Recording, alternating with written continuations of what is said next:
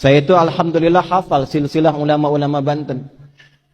Dari mulai tokoh yang paling atasnya, sampai turunan muridnya, sampai nyambung kemudian yang bikin-bikin ormas sampai di Indonesia. Kita ambil satu aja. Kenal Syekh Nawawi Al-Bantani? Kenal di mana tuh? Lahir baru kemarin kenal Syekh Nawawi. Alhamdulillah. Syekh Nawawi Al-Bantani dari Tanara. Saya ambil satu muridnya saja. Punya murid namanya Abuya Kiai Syekh Asnawi Caringin. Di Banten itu banyak kota Caringin. Tangerang ada Caringin tuh, Cisoka. Di situ ada Abuya Kiai Haji Yusuf bin Said. Di antara muridnya itu ada Abuya Uci Turtusi, Allah yarham alaih, dari Cilonggok. Ya, itu di antara gurunya itu Abuya Yusuf bin Said selain ayahnya, Abuya Ramli, Dimyati Ramli. Itu Kiai Asnawi di Caringin yang di Labuan. Berangkat kemudian ke Mekah, belajar dari Syekh Nawawi Al-Bantani gurunya. Itu juga bertemu dengan teman akrabnya dua. Yang dua ini kelak mendirikan dua ormas besar di Indonesia.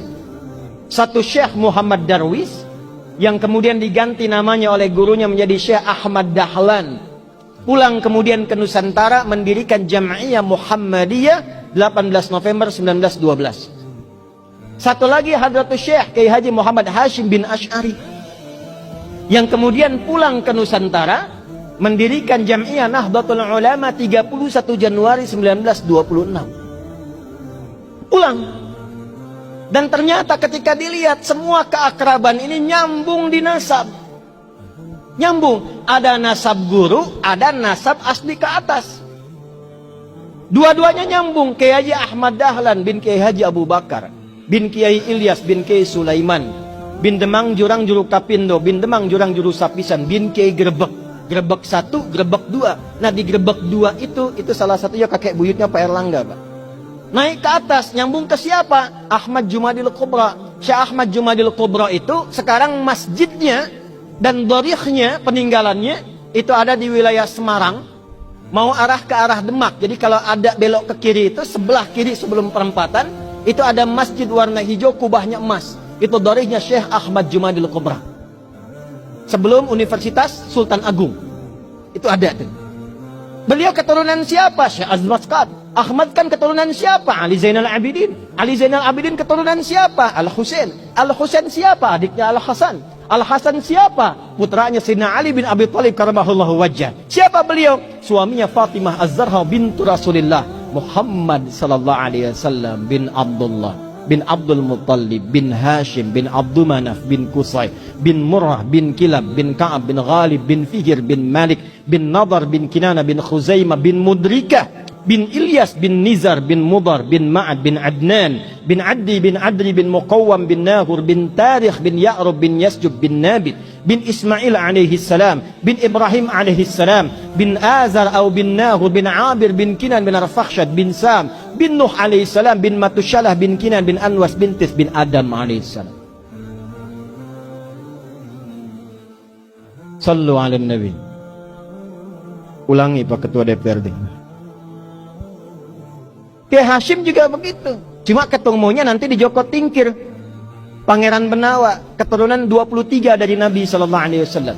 Kiai Haji Muhammad Hashim bin Asy'ari bin Abdul Wahid bin Abdul Halim. Abdul Halim dikenal dengan Pangeran Benawa, nama bekennya dikenal dengan Joko Tingkir bin Abdul Aziz bin Abdurrahman. Siapa itu beliau? Walid Raden Ainul Yakin. Siapa beliau? Anak dari Sunan Giri. Nyambungnya lagi ke atas seperti nasabnya Kiai Haji Ahmad Dahlan.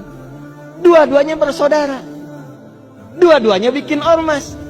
Dua-duanya punya teman akrab, Syekh Asnawi dari Caringin, Banten. Menularkan murid-murid, diantaranya ada yang di Tangerang juga. Di Ciputat ada Ustadz Mehmet. Jakarta Kiai Haji Ahmad Khatib. Ya, itu menantunya. Istrinya itu Ratu Iyot namanya. Ya, turun. Itu diantara sekian banyak. Pakunya di mana? Banten. Dari situ kemudian nyambung. Sampai turun kemudian nasab-nasab itu. Tersambung sampai tuan gurunya dari nasab tariqahnya Syekh Abdul Qadir Al-Jailani. Dari nasab kepemimpinannya sampai ke Prabu Siliwangi. Punya 3 orang anak. Abdullah Iman dikenal dengan Walang Sungsang. Syarifah Mudaim Kemudian satu lagi siapa? Raja Sengara. Syarifah Mudaim berangkat dengan kakaknya Abdullah Iman ke Mekah. Lalu bertemulah di situ dengan Syarif Abdullah. Syarifah Mudaim menikah dengan Syarif Abdullah, melahirkan Syarif Hidayatullah. Pulang kemudian ke daerahnya, bertemu dengan kakeknya Prabu Siliwangi, diberi daerah di Gunung Jati, dikenal dengan Sunan Gunung Jati. Punya anak-anak, anak pertama laki-laki Muhammad. Anak perempuannya dinikahkan dengan Panglima Pasai, dikenal dengan Fathullah atau Faletehan. Menikah kemudian, lalu bertugas di wilayah kemudian dikenal dengan Batavia, membebaskan Batavia dari kumpungan penjajah pada saat itu di bulan Juni 1527. Makanya sampai sekarang milad Jakarta itu di Juni. Maka kemudian dirubah namanya, diambil dari surat Al-Fatah. Ya, surah ke-48 ayat pertama. Inna fatahna laka fatham mubina. Fatham mubina itu bahasa lokalnya disebut dengan Jayakarta, disingkat menjadi Jakarta. Dari keturunannya turunlah kemudian Maulana Hasanuddin. Maulana Hasanuddin kemana? Di Banten. Sampai kemudian nyambung ke Makassar. Di Banten ini luar biasa. Banten ini pakunya. Banten ini imannya kuat. Jadi kalau ada orang Banten kemudian imannya lemah, dipertanyakan kebantenannya.